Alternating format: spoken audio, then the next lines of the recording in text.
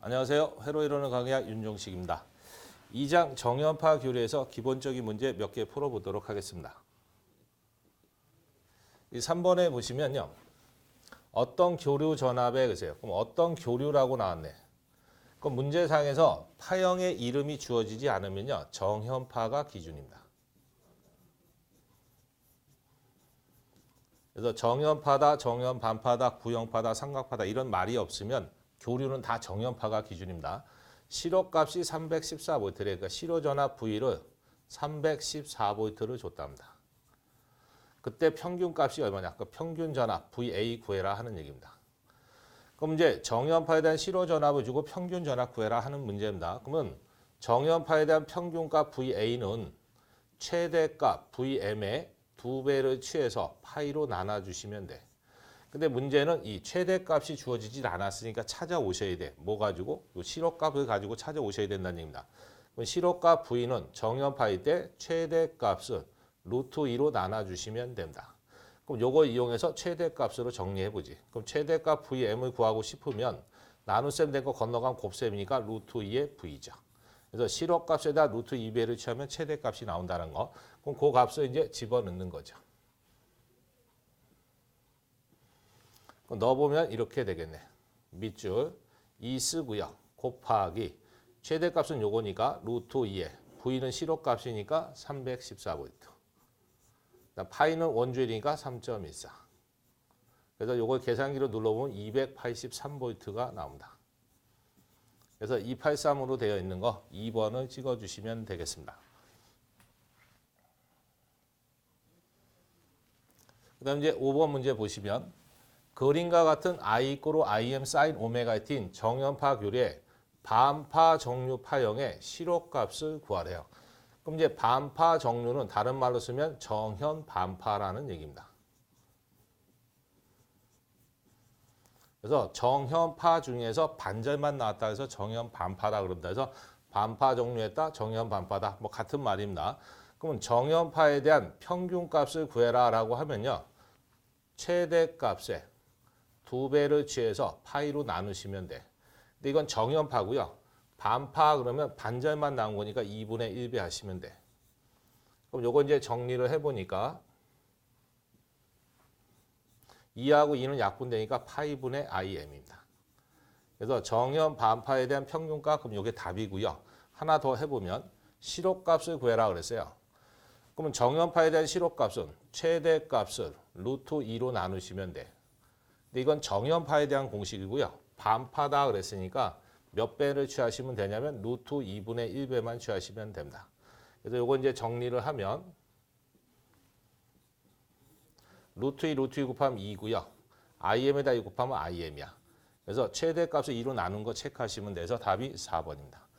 그래서 우리가 이제 정연 반파, 반파에 대한 것들은 이제 공식을 따로 외우시는 게 아니고요. 정연파에 대한 공식을 외웠잖아요. 그래서 평균값 그럼 2분의 1만 취하면 되고요. 실호값 그럼 루트 2분의 1만 취하면 반파에 대한 공식이 나온다라는 거죠.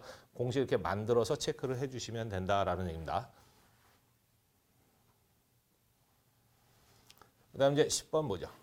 다음 중 파형률이 1.11이 되는 파형을 구하라고 했습니다. 그러면 파, 형, 율을 구하래요. 그럼 파형률은 기본 공식이 뭐냐면 평균값으로 실호값을 나눠준 겁니다. 그래서 평균값에 대한 실호값의 비를 갖다 이제 파형률이다 그런다. 그럼 1번 같은 경우는 그림이 뭐냐면 지금 네모나게 생겼으니까 구형파예요. 그럼 구형파 같은 경우는 평균값이나 실호값이나 같다 보니까 둘이 나눗셈을 하게 되면 1이 나옵니다. 그 다음 이제 두 번째 거, 요거는 이제 정현 반파죠. 그럼 정현 반파에 대한 평균값으로 실호값을 나눗셈을 해보시면 1.57 정도가 나옵니다. 그 다음 이제 요 3번. 요 그림을 딱 보면 이제 정연파라는 거 알 수가 있어요. 이 정연파에 대한 평균값으로 실호값을 나눠보시면 1.155 정도가 나옵니다. 1.11이 나옵니다. 그래서 답이 일단은 3번이 될 거고요. 그 다음에 요 네 번째 거. 요건 이제 삼각파죠. 이 삼각파에 대한 평균값으로 실효값을 나눗셈을 해보시면 1.155 정도가 나옵니다. 그래서 요 숫자를 이제 외우시면은 이제 바로 이제 3번이라는 걸 찍을 수가 있고요. 안 그러면 이제 평균값, 실효값 공식을 외우셨으니까 그 일일이 다 넣어가지고 정리해 보시면 이런 숫자를 얻어낼 수가 있다라는 거죠. 전체적으로 4개 파형의 파형률 값을 좀 몇 번 연습을 하셔서 눈에 익히셔야 됩니다. 그다음 이제 14번에 보시면 다음 파형의 파고유가 파형률을 더한 값이 뭐냐 그랬어요. 그럼 그림을 보니까 구형파입니다.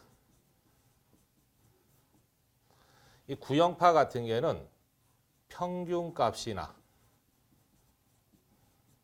실효값이나 최대값이나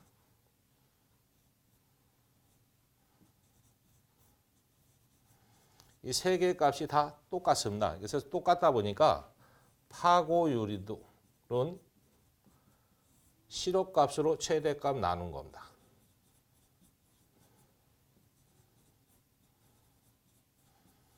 그럼 파형률을 구해라 하면 방금 전에 했듯이 평균값으로 실효값을 나눈 거야.